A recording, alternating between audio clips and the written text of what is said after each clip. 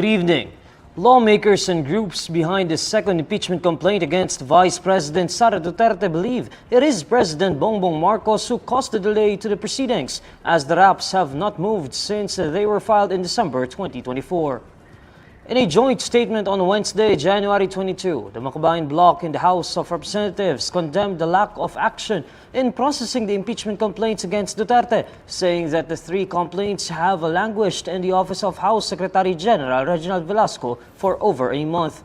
ACT Teachers Party List Representative Franz Castro, Gabriela Party List Representative Arlene Brosas, and Kabataan Party List Representative Raul Manuel endorsed the second impeachment complaint against Duterte, which was filed by progressive group Bagong Alyansang Makabayan. The Makabayan bloc says President Marcos has proven himself to be the biggest stumbling block to achieving accountability in corruption cases involving the Vice President's confidential funds. According to the three lawmakers, Marcos's initial statements that impeaching Duterte would be a waste of time may have deterred his allies in the House from supporting the complaints. They add that the hesitation to transmit and initiate impeachment proceedings clearly stems from Marcos's previous statements, admitting that he indeed told his allies not to file an impeachment complaint against Duterte as it was not important and won't make any difference in Filipinos' lives. Currently, 3 impeachment complaints are lodged before Velasco's office. The first one was filed by civil society organization representatives on December 2, 2024 and was endorsed by Akbayan Party List Representative Percival Sendanya. 2 days later, Bayan filed its complaint, which was endorsed by Makabayan.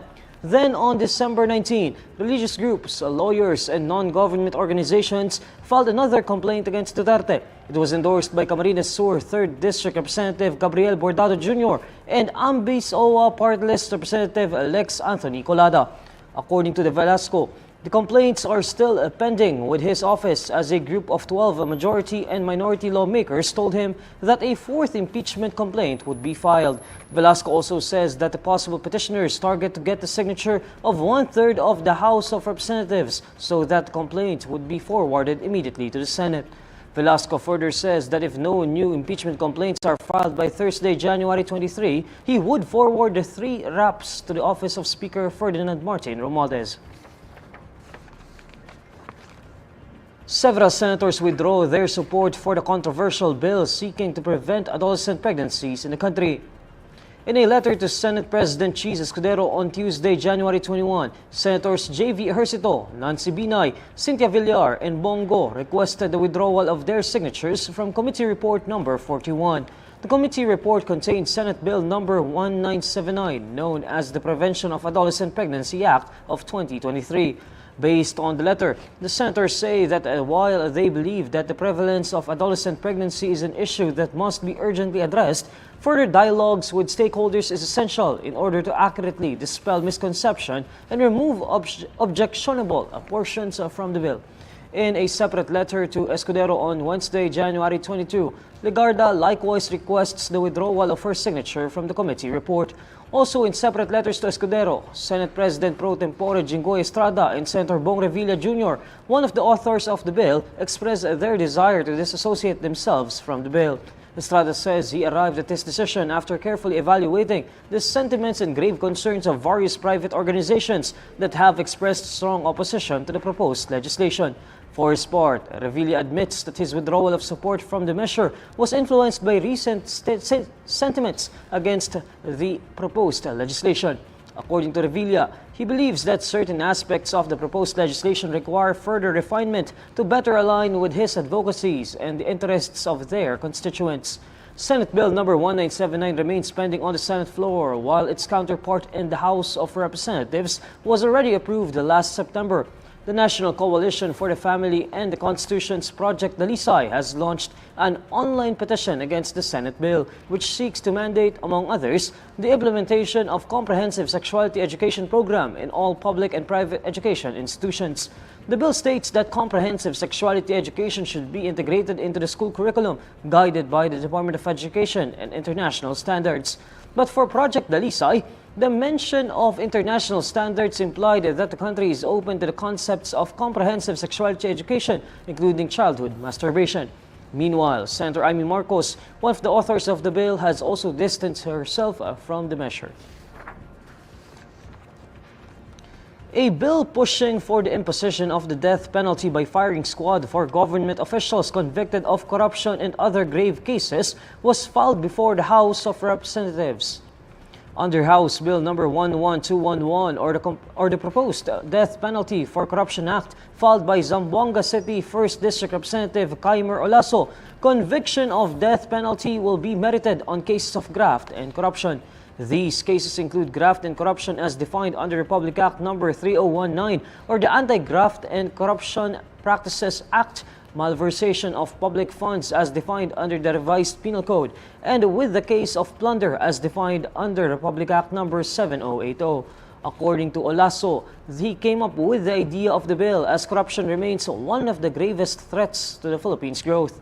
Olaso says that despite the existence of numerous laws aimed at combating graft, malversation, and plunder, the persistence of these crimes suggests that current measures are insufficient to deter public officials from engaging in corrupt practices. Olaso adds that the proposed bill seeks to impose the ultimate penalty of death by firing squad on public officials, from the president to the lowest barangay official who are convicted by the Sandigan Bayan of graft and corruption, malversation of public funds, and plunder. Under the bill, all public officials, whether elected or appointed, including members of the military and police forces, will be sentenced to death penalty if the Sandigan Bayan convicts them. To ensure due process, the death penalty would only be carried out if certain circumstances are met, such as if the Supreme Court reaffirms the conviction has undergone the mandatory automatic review process as required by the Constitution and other applicable laws. The death penalty would also be executed if the accused has exhausted all legal remedies available under Philippine law, including appeals and motions for reconsideration. Based on the bill, the said circumstances will uphold the fundamental rights of the accused, while ensuring that the imposition of the death penalty is applied only in cases where guilt is conclusively established.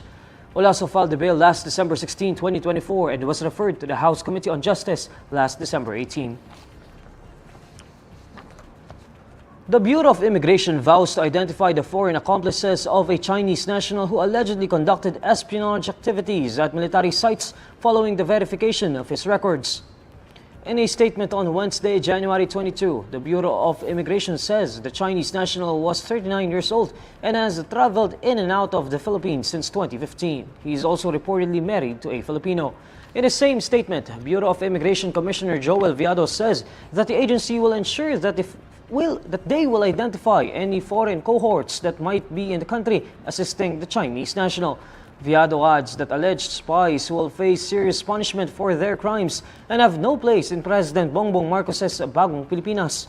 Viado also says that the suspects' details have already been shared with the Department of Justice and the National Bureau of Investigation to support their investigation. Furthermore, Viado says that deportation proceedings against the Chinese national have already been initiated alongside the cases set to be filed against him. However, Viado assures the public that they would not implement the deportation until all local accountability and penalties had been resolved and served. On Monday, January 20, the NBI announced the arrest of a Chinese national and 2 Filipinos for alleged espionage activities targeting military sites and power installations. All 3 were charged with espionage and violating Republic Act number 10175, also known as the Cybercrime Prevention Act of 2012. The Commission on Elections says it is scheduled to resume the printing of ballots for the 2025 midterm elections on Saturday, January 25, if the Supreme Court does not grant any temporary restraining orders for a Senate or party list seat aspirant. Comelec Chairman George Garcia says the resumption of printing schedule was decided during an en banc session at Museo de Intramuros. The resumption of ballot printing was supposed to be carried out on Wednesday, January 22, but the temporary restraining order issued by the Supreme Court on Tuesday, January 21, favoring Norman Mangusin, popularly known as Francis Leo Marcos, stalled the printing anew. The Comelec will add Mangusin's names in the election management system, generate new ballot faces which also have to be checked and verified before the serialization process. The printing of ballots may only begin once these processes are done. Last November 2024, Comelec declared Mangusin a nuisance candidate, reversing the election body ruling in 2021 that allowed him to run. Mangusin is the second senatorial aspirant favored by the Supreme Court so far. Senatorial aspirant Subair Mustafa was already added in the latest ballot phase of the Comelec after being favored by the High Court. The printing of over 6 million ballots already began on January 6, but these would have to be discarded since it did not contain Mustafa's name. Despite the delays that occurred on the ballot printing, Garcia says that Comelec will respect and follow the orders of the Supreme Court. The Department of Education is considering to start the implementation of the reducing core subjects in the senior high school curriculum this year. In November 2024, Angara proposed the reduction of core subjects in the senior high school curriculum to just 5 or 6 subjects from the current 17 subjects. This move was meant to boost the employability of the students when they graduate. In a forum on Wednesday, January 22, Angara says that although the plan was to implement the proposal by 2026, he notes that DepEd is now targeting the implementation this 2025.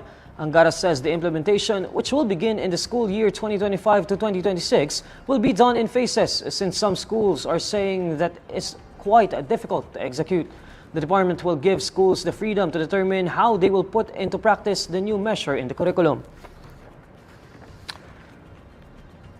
Ibibigay lang natin yung basic curriculum tapos bahala na yung mga schools ano yung mga gusto lang idagdag, anong gusto lang i-offer na mga electives, etc. Especially sa private sector. Yes, dahil, I was about to say that. we will give them a lot of freedom naman. The education chief mentions that aside from being given less number of core subjects, students will have the freedom to choose their electives. Angara also says that DepEd is coordinating with the Commission on Higher Education and Technical Education and Skills Development Authority for possible adjustments in college curriculums as a result of this initiative.